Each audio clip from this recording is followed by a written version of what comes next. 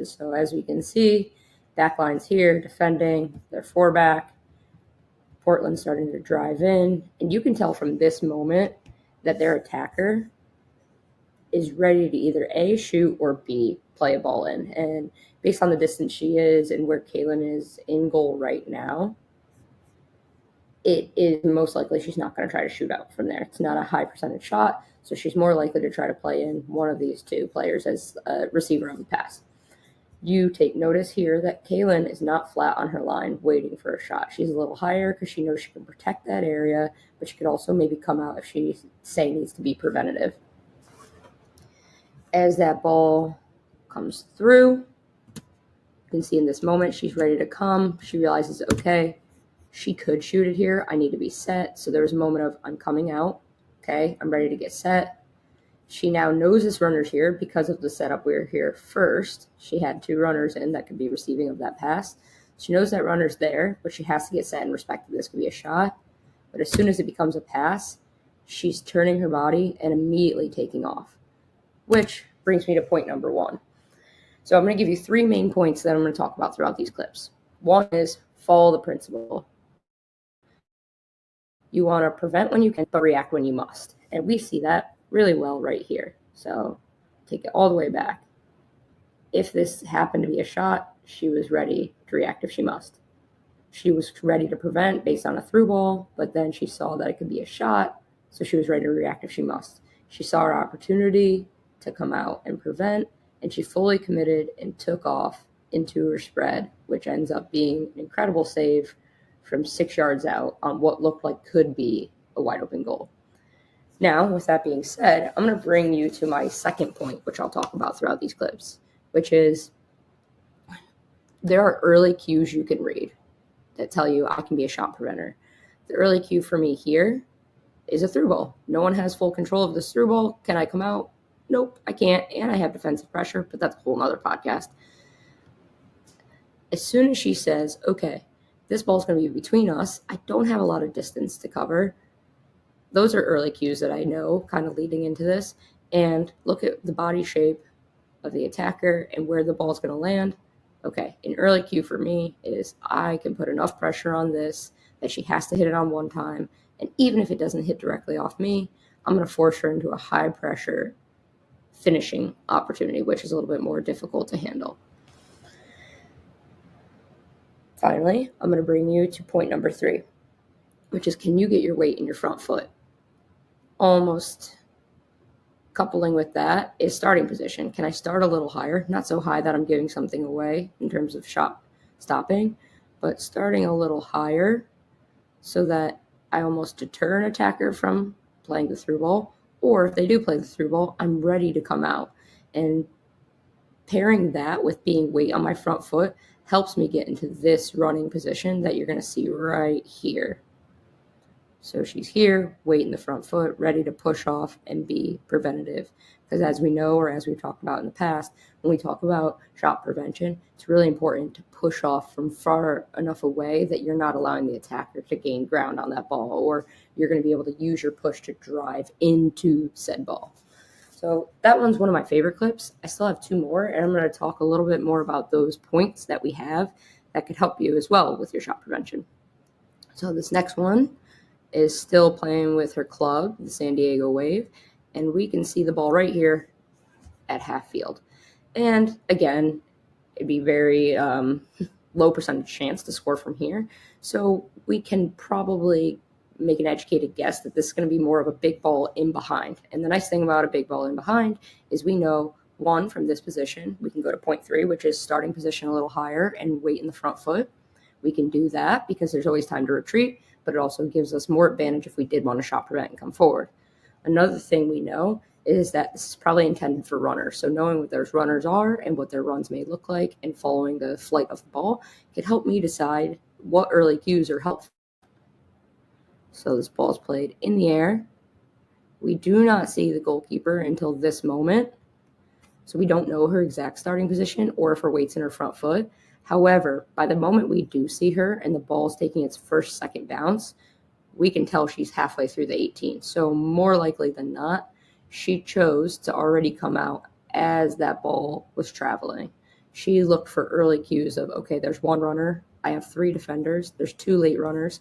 I'm going to come out because I think, principle number 1, I can impact this ball with a shot prevent.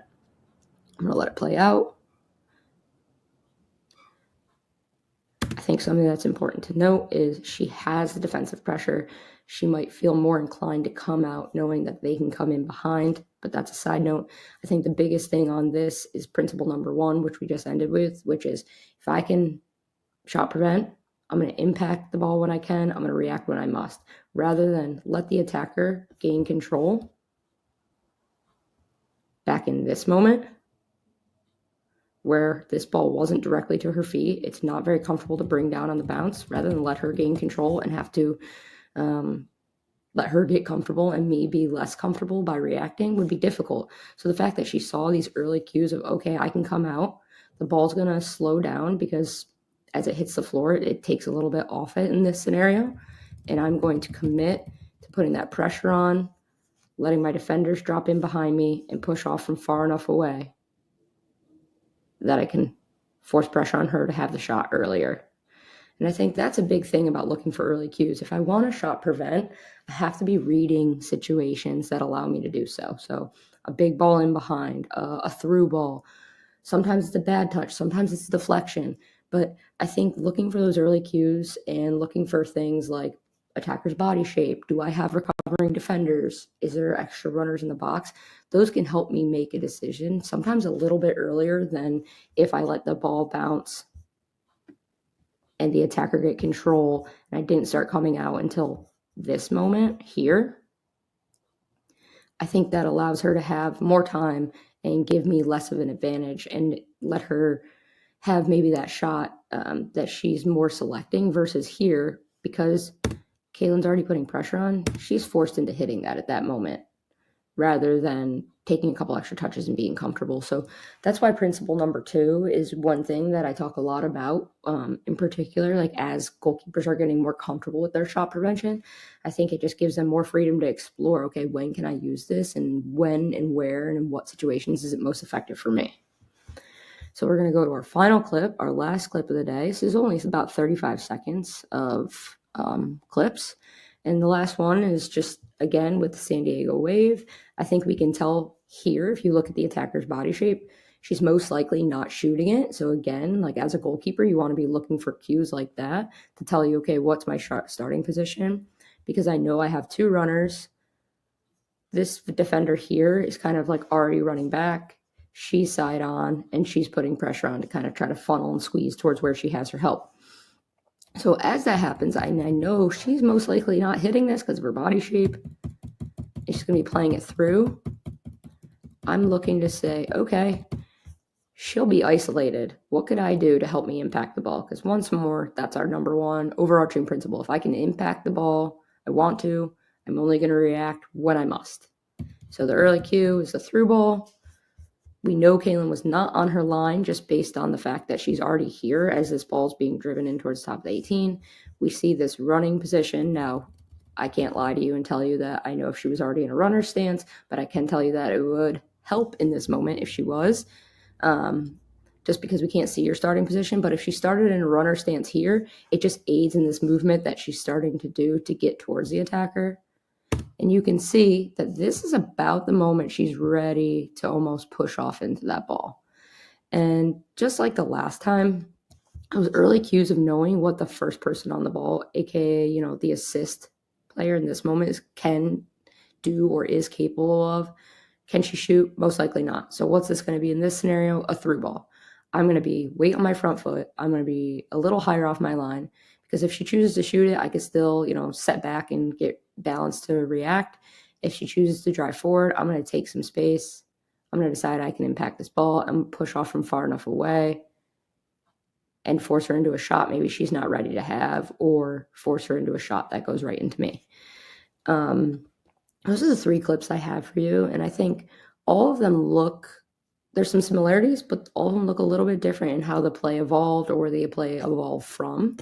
And I think that it's really important for us to have an idea of what we're looking for when we're in these scenarios. So I'm just going to take it back to the three things that I have for you in terms of how you can apply and use shot prevention maybe a little bit more in your game and try it out this week in practice. Or if you're a coach listening to us or watching, following along, maybe you can try to replicate some situations like this and encourage your goalkeepers to try these 3 things. But I'm going to break it back down for you, cycle it back to those big 3, and leave you there for our first ever video review podcast. I don't know, is it still a podcast when there's a video to follow along with? Maybe. I don't know. So 1, follow the principle. Impact what you can, react when you must. So if I can come out and put pressure on this ball and it's something that I can turn into a shot prevention, I'm going to, because that doesn't only mean that I gain a little bit of favor, but it means the attacker gets a little less favor. And whether it be they get a worse shot selection, whether it be I force them into something they're not comfortable for, whether it be I make the save or I make them miss or my defenders have time to get back and recover, I think that's more than worth it. Great thing about that too is I'm still making the choice to react when I need to. If I do not think I can impact the ball, then I might just put a little pressure on and get set, or I might just get set, or I might just back set and get set. It's not saying everything has to turn into shot prevention. It's just saying that in the moments where I could, or I might even think I could, I'm going to try to, because I want to gain a little bit of favor in my save selection. So that brings me to point number 2. Can we look for early cues? Some of the early cues that could be really useful are body shape. They are, opportunities, aka do they have people they could pass to that might have a higher percentage shot to take or a higher percentage chance to have. It could be, where are my defenders? What kind of pressure is my defender putting on? Where on the field is this ball being played from in terms of like the through ball or the big ball over the top? All those things can give me really valuable insight as a goalkeeper into if I should come out and impact the ball, if my starting position could be a little bit higher, if I need to adjust a little bit of like what I'm doing with my set shape. So I think the more I can look for early cues and Welcome to the Keeper Institute podcast. My name is Tori Corsaro. I'm a strength and conditioning and goalkeeper coach here at the Keeper Institute and your host for today's show. The Keeper Institute is a unique goalkeeper training facility in New Jersey aimed at developing better goalkeepers and better people. On this podcast, we will be discussing all things goalkeeping, character development, and more. Welcome back to another episode of the Keeper Institute podcast. I actually just got a button, Kieran. Someone. I know. I thought you were going to use it today. I forgot until I just did it with my mouth there, the noise. All right. Well, I just told you who our guest is. It's the one, the only, Kieran Burns. We are so lucky that he's with us again on the podcast. We've had a lot of requests to have him back, mostly from me and from him. But yeah, from me, I asked a couple of times. I had to come back on. I had such a good time the first time. Listen, honestly, if Jill gets too busy, I think you might be my next co-host. Like, I would love to. When she's in her busy time of year, it might just be Tori and Kieran. Yeah, that sounds great to me. This is a couple of brothers right here. We've been having a blast here, and I'm gonna do my bragging on Kieran. But before he takes away the topic, I'm gonna let him do a lot of the talking, a lot of the leading here. We're gonna do kind of what we did last time on the podcast, guys, and have some video clips to go through. That way, we have a visual for you to talk about or to watch and follow along, so that hopefully we can just hit all different kinds of learning styles. But Kieran has been absolutely crushing it lately at TKI. He is taking his coaching to the next level. The way he's analyzing the game, the way that he's coming up with new creative exercises to help our goalkeepers be the best they can be, but also the way he's been challenging himself to learn and grow as a coach and as an educator has been so much fun to watch. And I've just been having an absolute blast getting the opportunity to, one, watch him grow, but to work alongside of him. So without further ado, that's my little brother, Kieran, and I'm going to let him introduce today's topic.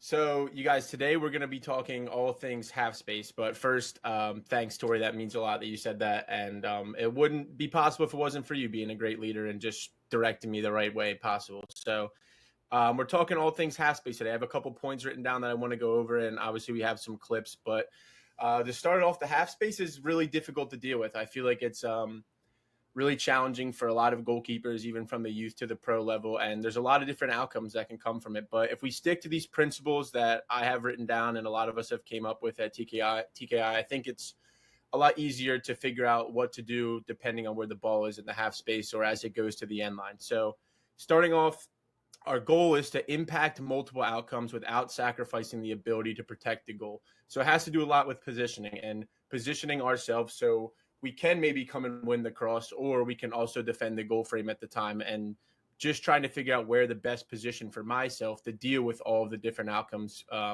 would be the best suited for any goalkeeper. Next, I have a common one we talk about a lot at the facility is prevent when you can and react when you must. So obviously, if I see an opportunity to be a preventative goalkeeper with spread or smother or just trying to impact the ball, that's definitely super important. And if I don't think I can prevent, I'm just going to react at that point.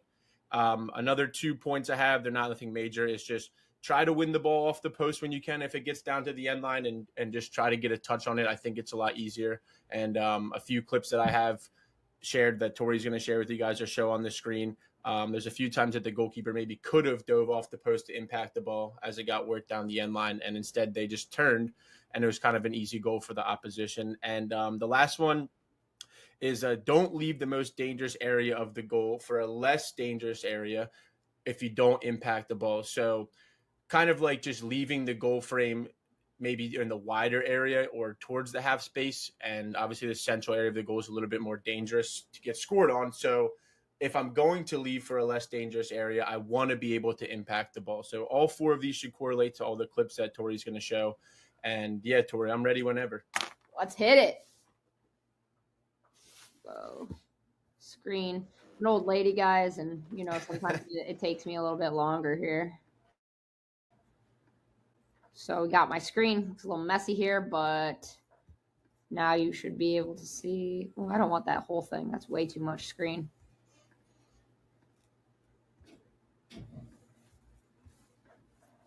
Maybe I have to open that window. Bear with me, guys. Technology is sometimes not my friend, I guess. You'll get it. We're all good.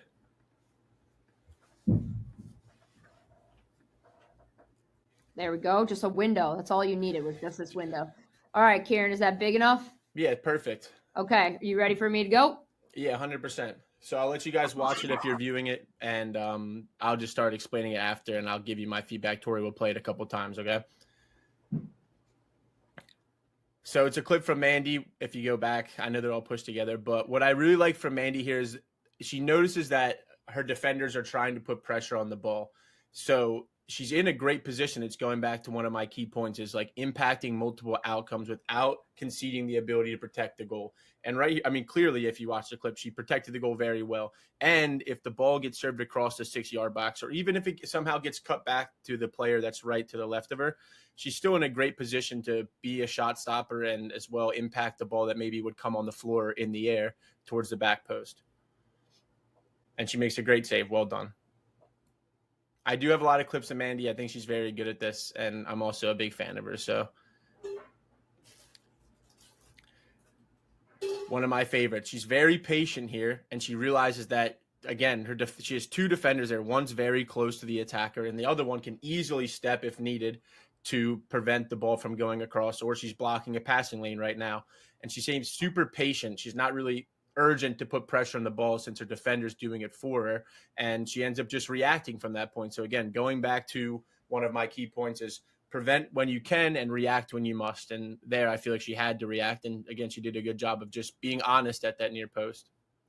I think something else, like another one of your principles that is huge at play here, is winning it off the post if you can. So she doesn't have the opportunity to be preventative because she doesn't want to leave the most dangerous area for something that right now her defender's kind of handling. Mm-hmm.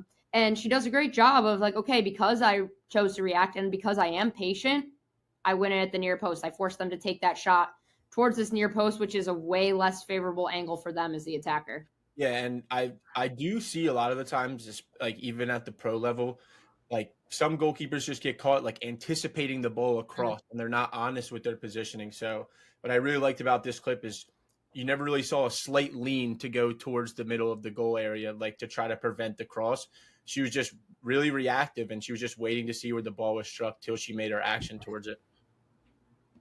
Brilliant. Love that. Again, another clip from Mandy, but she does really well here if you want to play it real quick. And if you could go back to the start, there's something I noticed after watching it a few times. She points, like, as you can see her on the screen, she starts to point to one of her defenders at the back post. She turns her head. So this is really critical if you guys are watching. I think it's super important as goalkeepers. We talk about like scanning in possession a lot, but I don't think it's talked enough about like scanning out of possession, like trying to recognize who's in the box and who's the most dangerous attacker and who do I have to be mindful of this ball going to. So she realizes there's two pretty late runners and the ball is advanced pretty far ahead of her two runners that she can maybe play the ball to. Her defender's putting pressure on the ball. She doesn't need to leave the goal frame. And she's not really as concerned as she would be if this player on Orlando City at the back post was in front of her outside back for the ball to be served across. So I just thought it was great recognition. And again, she's super patient and honest with her positioning.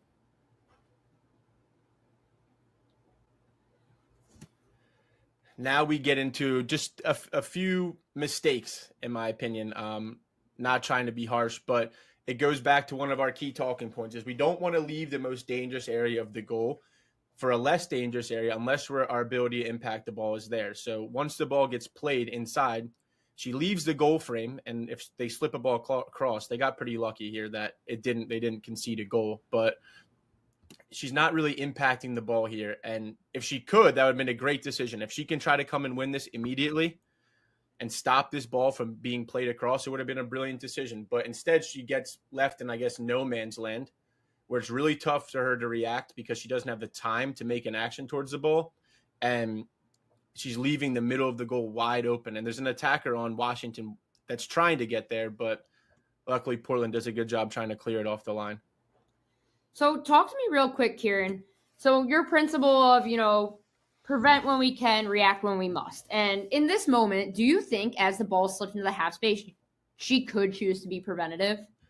I mean, I think it really depends on the goalkeeper's strengths. If you're a really preventative goalkeeper and you feel comfortable doing that, if she carried her momentum, she probably would have had to take a risk and maybe impact the ball. But that's kind of part of the game when you're trying to be preventative, is seeing how risky you want to be. And if you feel confident doing it, I think if she carried her momentum, she had a chance to get there. And sometimes a chance is enough for them.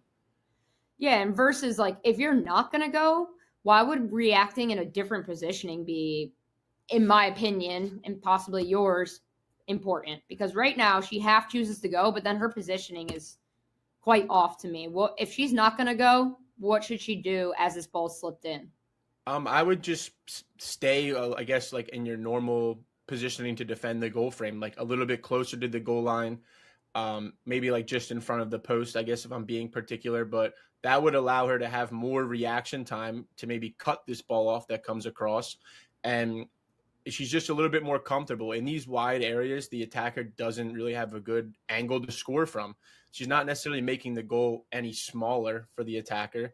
So if she just stayed where she was on her line, the forward wouldn't really be able to score herself, in my opinion. It would either just hit the goalkeeper or she would just shoot it into the side netting. But since she takes space and doesn't impact the ball, she loses reaction time, and she doesn't necessarily gain an advantage. The goal is not getting any smaller, especially since the ball is in a tough angle to shoot.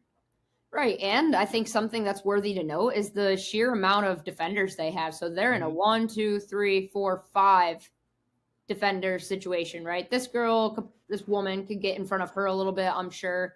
That's 6. So really, they're still in a numbers up situation in this play. So taking the risk, if she's not sure she's going to get there, probably isn't worth it, especially going along with your principle of like, you don't want to leave the most dangerous area for something potentially less dangerous that you're not going to impact. So I think that this one is spot on. And like you said, you're not trying to be critical or anything. It's just, of course, sometimes we want to learn from other people's errors so that we can grow through it and kind of experience it and work through what maybe we would have done differently in that situation for a learning opportunity as well. Yeah, Jill said something yesterday that's brilliant. She's always filled with knowledge. And I feel like every time I get to work with her or like get to have a chat with her, I learn something new, which is great.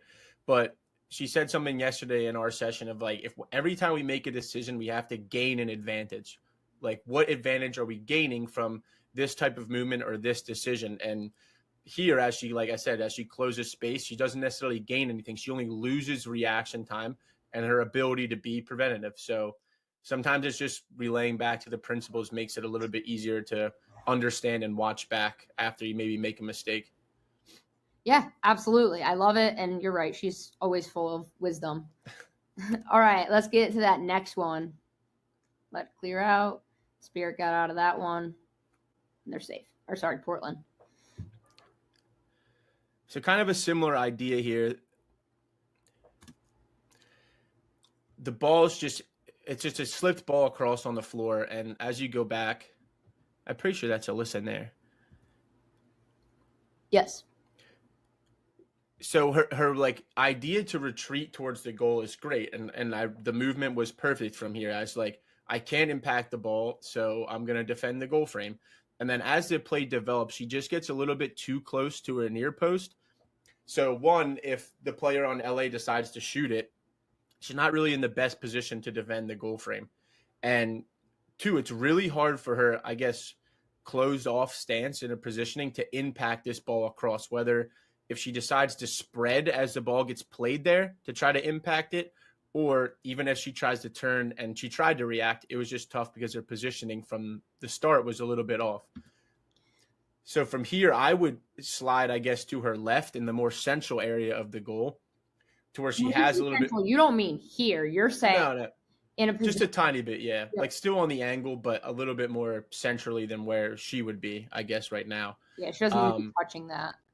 Yeah, and since she's so close to the near post and she's so deep on her line on the angle, it's just really hard for her to do two of our principles that are super important, is defending the goal frame and the goal area. And just once the ball gets slipped across, she just doesn't really have a chance. So if she just adjusted her positioning and maybe had her hips facing the ball a little bit more and was a little bit more, I guess, centrally a tad bit, it'd be easier for her to maybe, one, impact the ball that's played across, or two, be preventative when the shot was coming off of like a spread. That's what my choice would have been. I would have tried to spread into the 6-yard box as the ball got played across to try to be preventative on the shot coming on the goal frame. Yeah, that's brilliant. And I think it's just worth noting, and you said this, right? Like, it's one of the first things I wrote down when you started talking was, this is difficult. The half space just creates so much chaos and so much need to be decisive for defenders and for the goalkeeper. So that's why teams want to get in there. There's so many things you could do from the half space, whether it be take it to the end line and cut it back, whether it be drive in for a 1v1, whether it be create a combination play, whether it be cut it back into your inside foot and have a shot, whether it be kind of like clipped or smaller cross in, depending on where you are inside the half space. There's just so much variation of what could occur. And I think that's why sometimes positioning does get difficult. She has the right idea, drop back, defend that the goal, right? Wait to maybe defend the space. But from here, it's almost like, all right, I'm only worried about protecting one thing. Takes us back to your intended out, or your first point of like, you want to try to impact or affect multiple outcomes. And in this case, you really have nothing but protecting that near post. And it kind of goes back to, I guess, another point. It wasn't like a key point, but as the ball gets played through, because this was the original ball was a pretty like longer pass through to like break the back line. And if you scan a little bit earlier, like out of possession, and recognize like where runners are, sometimes it makes your job easier. Yep.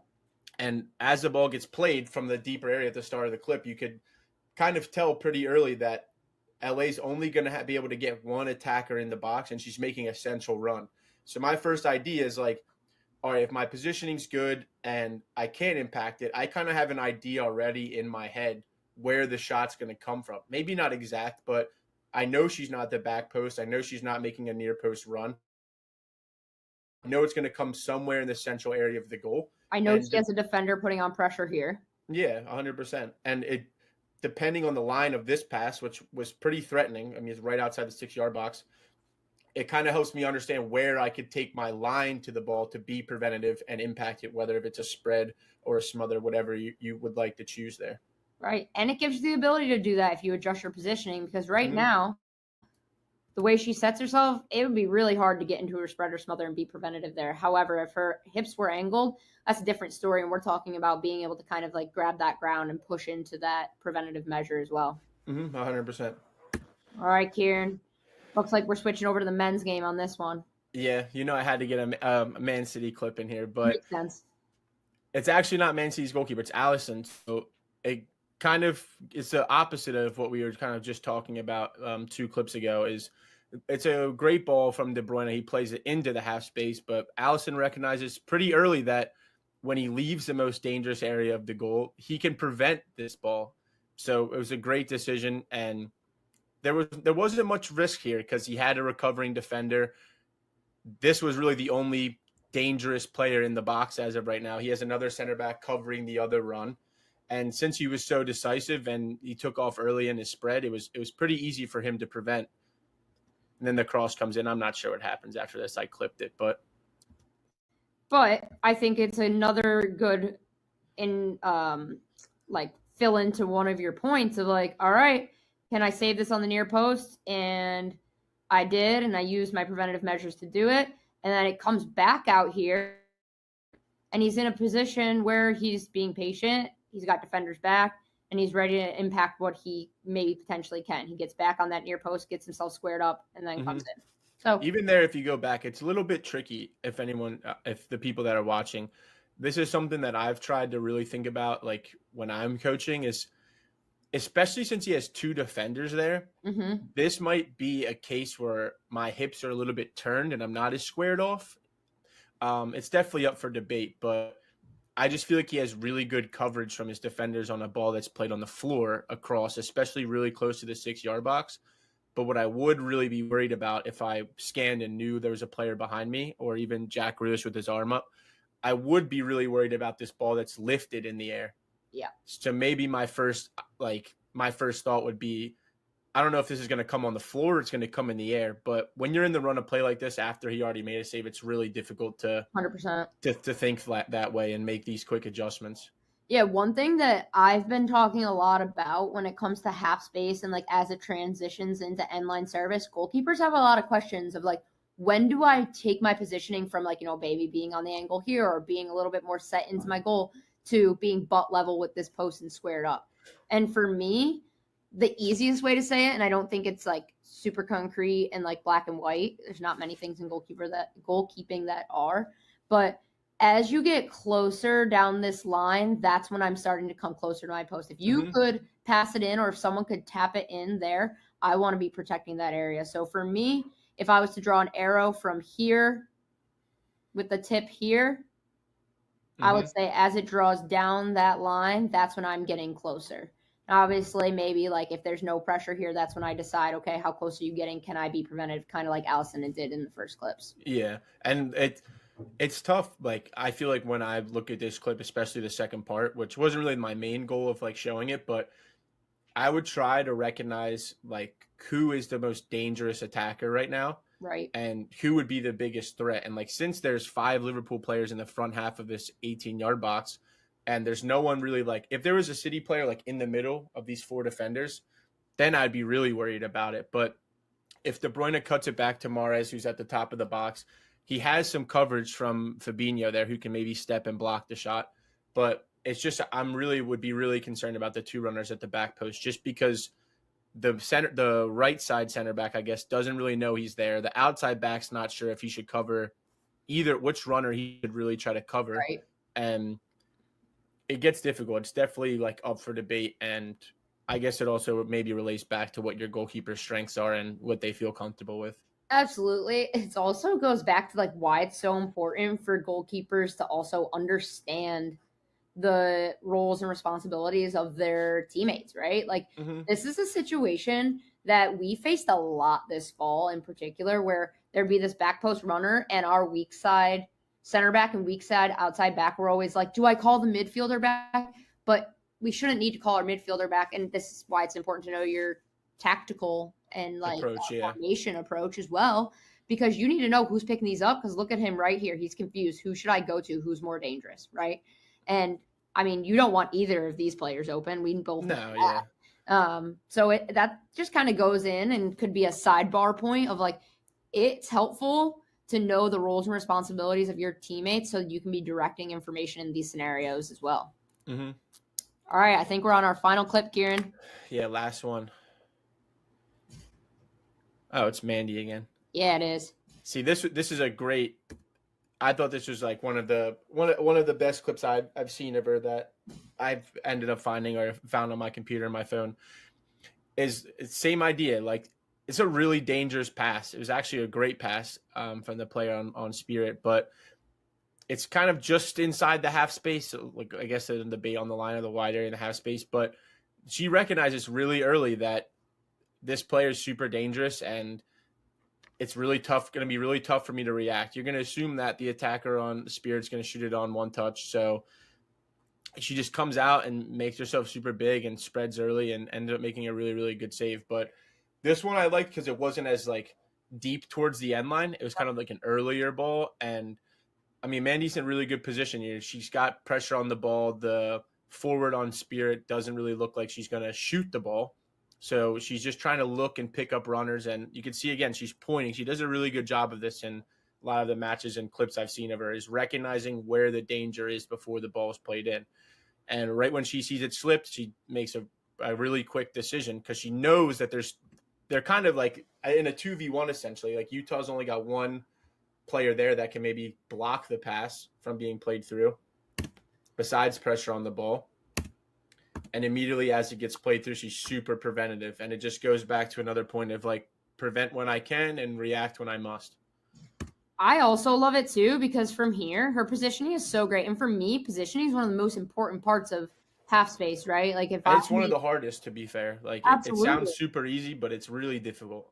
Because if she chooses, I think she hits that with her. Yeah, she hits that with her left foot, like a little like dink pass. I don't know what you call a stab. Like outside the foot or something. But if she chooses to cross this, Mandy's in such a great area to come and win and protect the goal area. And like, that is ultimately what's so difficult besides the chaos. And the reason there is chaos from the half space is because could be a cutback, could be a cross, could be a slip ball for 1v1, could be a shot. So depending on where they are, where their runners are, and where the defensive pressure is, like, we have to be mindful of our positioning. And just going back to one of your, I think it was point number 1, you have to be ready to impact multiple outcomes without giving up too much of one. And I think, like, if you go back to when before the player on Spirit like is gonna shoot it or like pass it, she kind of knows. I'm assuming she like, maybe someone watching is like, well, there's a lot of the goal that's open. But if the player on Spirit ends up pushing it on her right foot and then like if the touch kind of looks threatening, like, she would have adjusted her positioning accordingly. Right. But since there's pressure on the ball, she was taking a chance that her defender would be able to help her out or maybe push her wider before she could shoot it. If there was no pressure on the ball, maybe she'd be a little bit more inclined to defend the goal because the player's wide open and continue to dribble towards it. But since her defender does a good job of stepping out there and trying to just show her towards the outside, it was a little bit easier for her to adjust her positioning for more of the ball or cross that's played in rather than defending the goal. Brilliant. I love it. I think those clips are excellent and just such a great representation of your 4 points. So before we close up today, can you just go through your 4 points and remind everyone what they are? And yeah, of course. So the first one I had starting off was impact multiple outcomes without sacrificing the ability to protect the goal. So it all comes down to positioning, really. It's just being able to impact, like Tori said, the ball played across, maybe a slip ball for a 1v1. And we really just don't want to sacrifice the ability to protect the goal because it's the most important job, in my opinion, as a goalkeeper at the end of the day, is just making sure that we are in a position to protect the goal at all times when the ball is in our defensive third. The next one I have is prevent when you can and react when you must. So if I see an opportunity that I can be preventative and stop the shot from even happening or impact the ball, I'm going to leave the goal frame. If not, I'm just going to sit there and be very patient and honest with my positioning and react. The next one's a little bit more to do with like end line service and I guess as the ball gets worked down there, but it's go off the post when you can impact the ball. So your positioning obviously has to be good and you have to be in ability or a position to react to multiple outcomes or impact multiple outcomes. And just trying to stop that ball from being slipped through, especially if it's played on the floor, because it's super dangerous. And then the last one, which we saw a few clips of, was don't leave the most dangerous area of the field for a less dangerous area of the field if I cannot impact the ball. So that clip with Allison, how he did such a good job of, he left the center of the goal frame, which is, of course, is really dangerous to leave the goal frame. And he lost his ability to protect the goal. But since he was super preventative and he made a great decision, it was a little bit easier for him to impact the cross from even happening. I love it. It's brilliant. I think these are great. You guys, we love having Kieran on here. So if you want more Kieran, make sure you let us know. And if you are like, I only got to listen to this podcast today, make sure that you head over to Instagram, because we'll have some clips that we'll post the clips. So that way you get an opportunity to kind of see what we were talking about. If you have time to go back and watch, you can watch and follow along with the stream as well, and see us kind of go through what we're talking about. But we're trying to really give some more visuals so that way we can increase people's also help people in maybe their learning style. That way there's some more ideas, a little bit more clips to give you an understanding of like exactly what are we talking about, not just trying to like imagine what we're talking about. But Kieran, I'm just so appreciative of you as a person, but just you for taking the time to come on the show. If you guys want to reach out to him, hit him up on Instagram, hit him up via email. This man loves to talk goalkeeping. Yeah, 100%. And just before, I guess, we close it off, like, the half space is like really, it's a lot of gray area, and that's some stuff that we're trying to figure out as coaches. And I think the principles do really help us build the foundation on what we're trying to achieve when the ball's in the half space or, you know, in the box, or it works towards the end line. But depending on what type of goalkeeper you are and what your strengths, maybe your positioning looks a little bit different from what you saw Mandy do today. And that's okay. There's not one way to solve all these outcomes. It really just depends on your strengths as a goalkeeper. So if anyone looks through the clips and they might have a different opinion on what me and Tori said, that's totally fine. And we love to collaborate about it and learn something. Absolutely. Well, you guys, it's been fun. You got comments, questions, concerns, suggestions, you know where to reach me. But for now, we'll catch you later.